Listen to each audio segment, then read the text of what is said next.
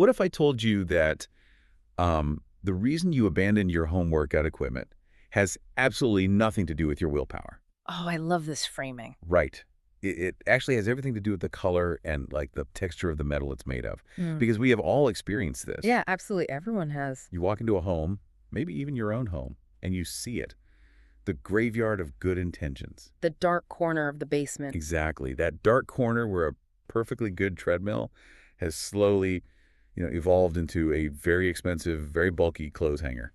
It really is the inevitable fate of so much fitness equipment. I mean, we buy these items with grand visions of daily transformation, right? Oh, totally. You can picture yourself waking up at dawn, super energized. Right. But then the reality of living with a giant machine made of cold steel, exposed bolts, hard plastic that usually wins out, the aesthetics just clash so violently with our living spaces that we push the equipment to the margins of our homes. And out of sight is out of mind. Exactly. The moment we push it out of sight, we completely stop using it. And that tension, right, between the functional things we want to use to better ourselves and the beautifully designed spaces we actually want to live in, that's the beating heart of today's conversation. So, welcome to part 6 of our special Spring and Stitch Deep Dive series. I am so thrilled to dive into this one. Throughout this whole series, we've been looking at how design intersects with our daily lives.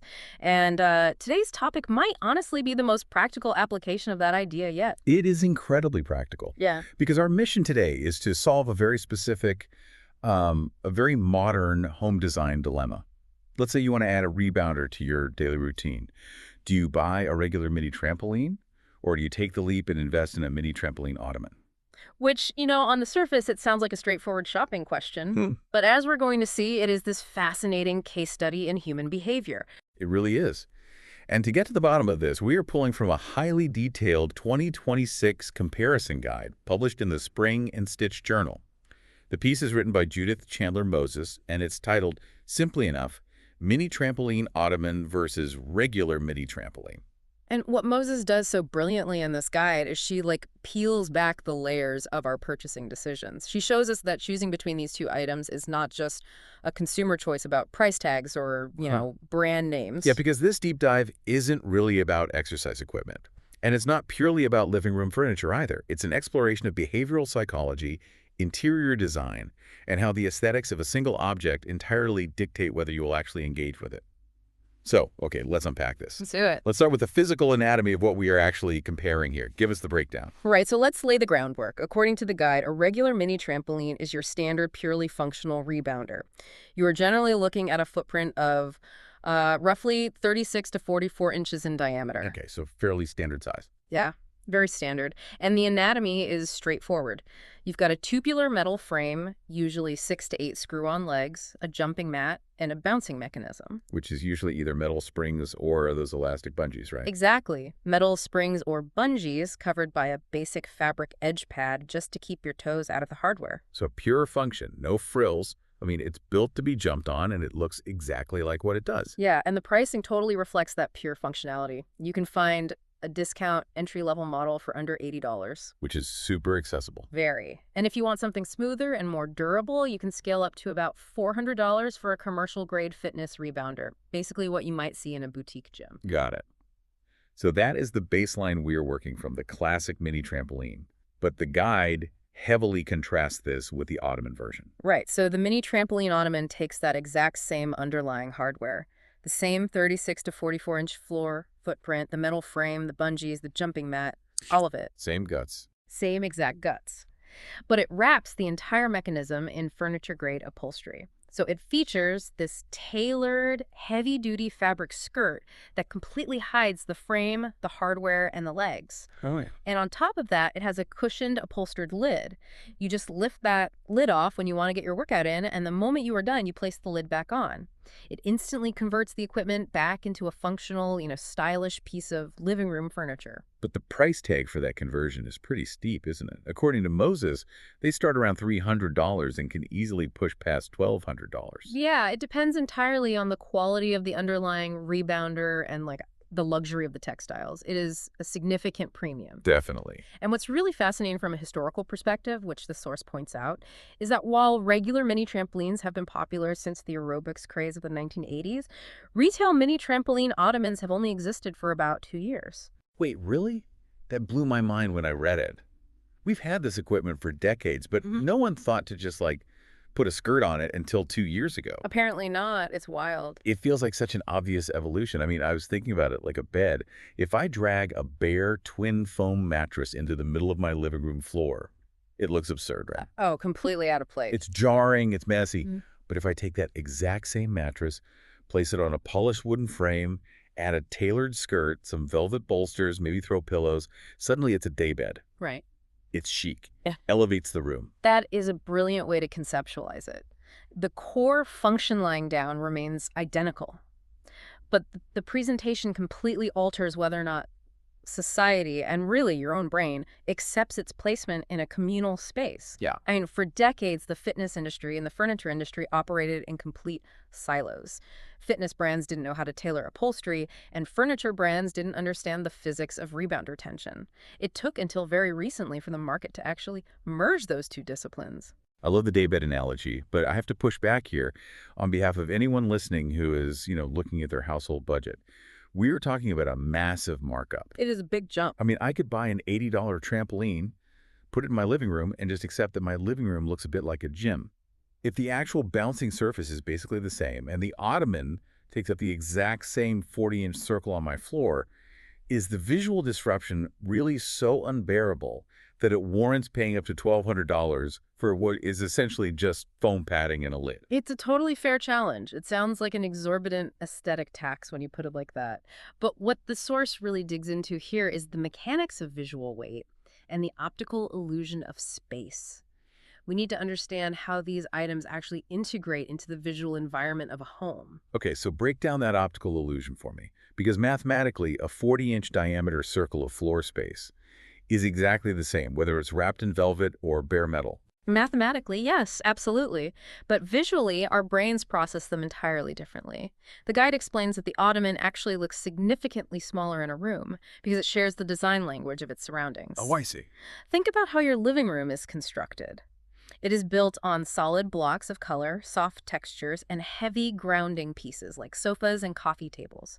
The ottoman absorbs ambient light and blends into that existing aesthetic. While the regular trampoline does the exact opposite. Right. A regular trampoline is essentially a floating black canvas mat supported by a lattice of thin, shiny metal legs with a literal void of dark space underneath. It breaks the sight lines of the room. It's just visual noise. Exactly. Our brains are hardwired to perceive that kind of visual interruption. A tangle of metal tubes in a space meant for soft relaxation is clutter.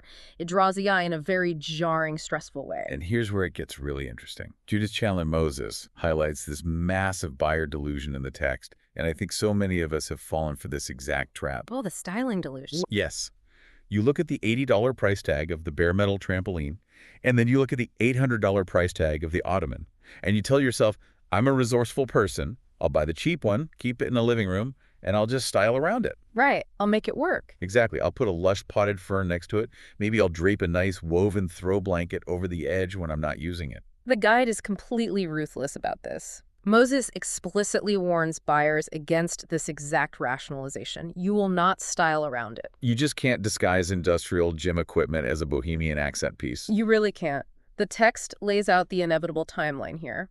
Within a matter of months, the visual friction of that bare metal frame will wear you down. You will get tired of looking at it, and the moment you have guests coming over, you will fold it up or drag it out of the room. And it's gone forever. Exactly. It will be banished to the basement, the garage, or a spare bedroom. So the aesthetic design of the ottoman isn't just about interior decorating or making things look pretty. It's actually a survival mechanism for the equipment to remain in the living room ecosystem. That's a great way to put it. A survival mechanism. And the source brings up another massive advantage of that upholstery, which is kid-friendliness. Oh, right. Because a regular trampoline is basically a piece of industrial machinery. Yeah, it's exposed springs, hard steel rims, sharp angles. It feels like a hazard. The upholstered skirt of the ottoman softens the entire object. It makes it psychologically more inviting and, frankly, safer for younger kids. It transforms it from a workout machine into a plaything. And the guide highlights a brilliant detail regarding kids that I found fascinating. It has to do with the ottoman lid and how it functions as a behavioral boundary. Yes, the visual cue of the lid. The text breaks this down simply. Top is on equals not in active mode. It's essentially a traffic light for toddlers. Red means stop, green means go. It creates instant structure around the activity. I mean, for parents, a bare trampoline is an ongoing liability. If it's sitting out, kids will jump on it, whether it's appropriate at that moment or not. Because it's a trampoline, they can't resist. Right. But the physical act of putting the upholstered lid back on signals to the child that the playground is closed. The object is now a table. It saves parents the immense cognitive load of having to constantly police the equipment. Which is a massive value add. And realizing that it really shifts the entire conversation. We aren't just talking about decor anymore. No, not at all. The fabric and the lid are actively dictating behavior. They are managing the children's impulses, and they are preventing the parents from hiding the equipment away in shame. We are suddenly deep into the psychology of daily habits. We absolutely are. And this brings us to the most vital psychological takeaway from the entire 2026 comparison guide. It is a fundamental law of human behavior. Proximity drives use. Meaning, if the friction to start an activity is low, you will do it. If it's right in front of you, you'll use it. Exactly. And what's fascinating here is how the Atlanta-based brand Spring and Stitch built their entire product line on this single, powerful behavioral insight. The proximity factor. Yes, the Trampoline Ottoman does not exist to be a purely decorative item. It exists specifically to solve the proximity problem.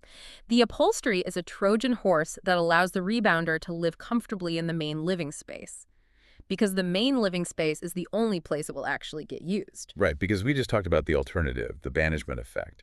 If you buy the regular trampoline, the visual clutter stresses you out, so you move it down to the basement. But out-of-sight equipment is out-of-mind equipment. Totally. Every extra step it takes to use it, walking down 2 flights of stairs, turning on the basement lights, standing in a cold, unfinished room, it all adds activation energy to the habit. And eventually that friction kills the habit entirely. So the guide declares the Ottoman the winner of the daily use likelihood category by a massive landslide margin. And we really cannot overstate how meaningful that margin is. In the real world, outside of fitness advertisements, the vast majority of people simply will not put on their shoes, march down to a gloomy garage, and jump by themselves on a piece of cold metal every morning. Okay, but I have to play devil's advocate again, because we need to ground this in the financial reality of the listener.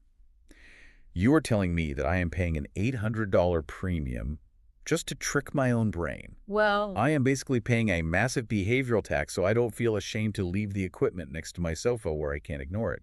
Is that really a justifiable purchase? it feels counterintuitive when you phrase it as a tax, but the expert analysis in the guide frames it differently. Use drives benefit. The friction reduction is the entire value proposition. Okay, walk me through that calculus. How does that math work? Let's say you buy the $80 bare metal trampoline. Because it's an eyesore, it ends up in the garage. After 2 weeks, you stop using it. You haven't saved hundreds of dollars. You have completely wasted $80. Right, because you get nothing out of it. Exactly. You are extracting zero health benefits, zero joy, zero lymphatic drainage from that piece of equipment. It is effectively a dead asset. Whereas the Ottoman, The Ottoman stays in the living room because it looks like it belongs there. You walk past it 10 times a day. While you're watching TV, you pop the lid off and bounce for 5 minutes. Your kids bounce on it to burn off energy before dinner. so it's constant low-barrier usage. Exactly. If proximity is the only way your household will actually engage with the rebounder every single day, then the upholstery is doing incredibly heavy lifting.